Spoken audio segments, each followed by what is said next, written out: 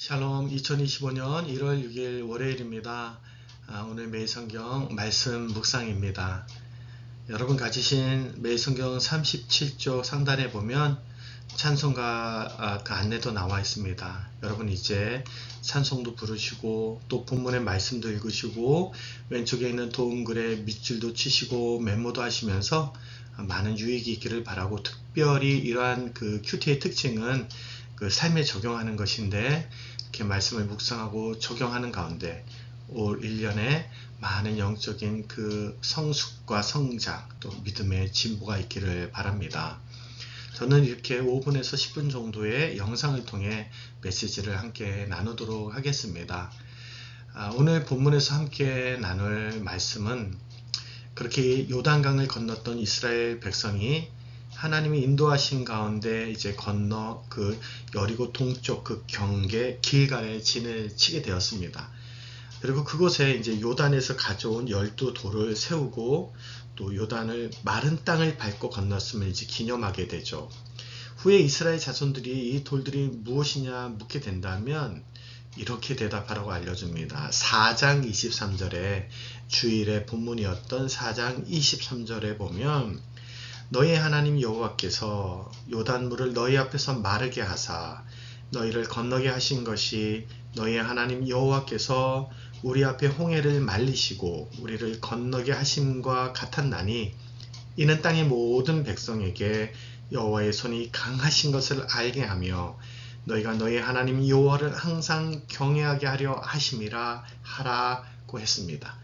오늘 본문 이 여호수아 5장 1절에 보면, 그래서 이 일이 얼마나 대단한 일이며 하나님의 능력이 얼마나 크신 일인지 알게 되는데, 5장 1절에 요단 서쪽의 아모리 사람의 모든 왕들과 해변의 가나안 사람의 모든 왕들이 여호와께서 요단물을 이스라엘 자손 앞에서 말리시고 우리를 건너게 하셨음을 듣고 마음이 녹았고 이스라엘 자손 때문에 정신을 잃었더라고 했습니다. 하나님께서 그 능력과 그분의 그 힘으로, 은혜로 이스라엘을 요단을 건너게 하셔서, 그리고 이제 이 광야 기간 동안 중단되었던 할례를 이 길갈에서 시행하고 유월절을 지키게 하셨습니다. 이로써 광야 기간 내내 이스라엘에 드리웠던 그 애굽의 수치가 사라지게 하신 것이죠. 그러나 이 일은 매우 위험했습니다. 왜냐하면 이스라엘은 가나안 땅에 이제 전쟁을 앞둔 상황에 이 할례를 행한다는 것은 상처가 아물기까지 수일이 걸렸기 때문입니다. 그리고 이때 만약에 적들이 쳐들어온다면 그들은 무방비 상태에서 당할 수밖에 없었죠. 그럼에도 불구하고 이스라엘 백성은 하나님의 명령에 순종합니다. 앞으로의 전쟁도 이처럼 하나님의 명령에 대한 순종이 그 승리의 관건이 되듯이 이들이 오늘 이 하나님의 명령에 순종하며 위험을 무릅쓰고 할례를 행하여 유월절에 참여했습니다.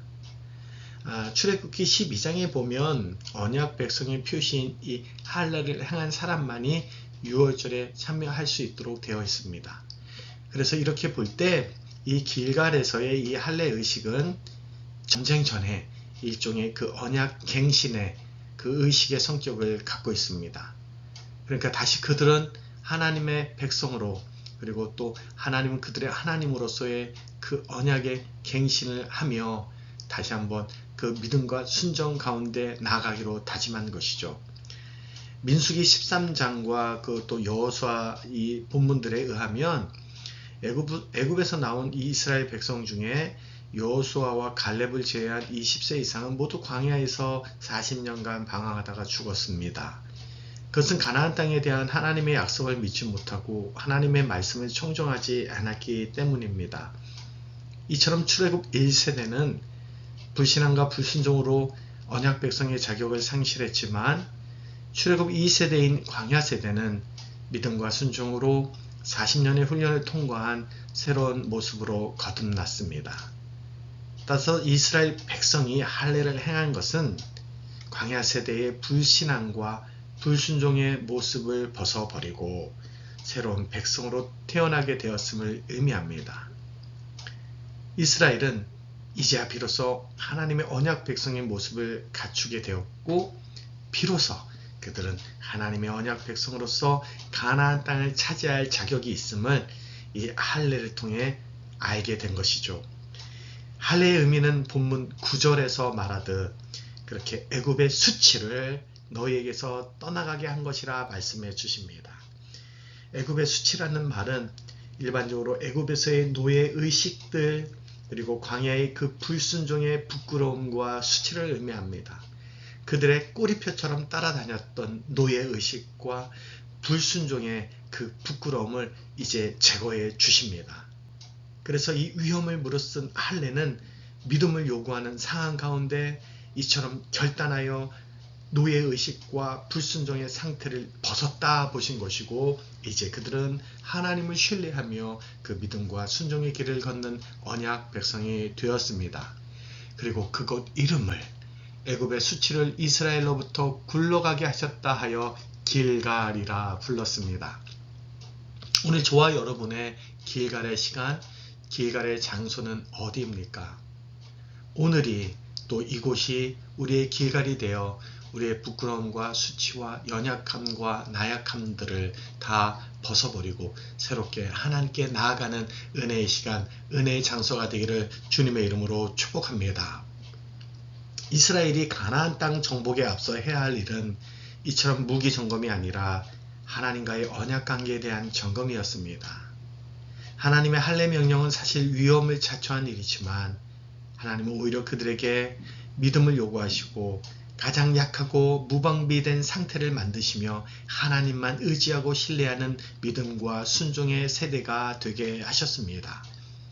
애굽의 노예살이와 우상 숭배적인 그 삶을 살아가는 일을 그들의 삶에서 제거하고 언약의 신실한 하나님만이 가나안 정복을 이룰 수 있는 분임을 그들로 믿게 하셨습니다.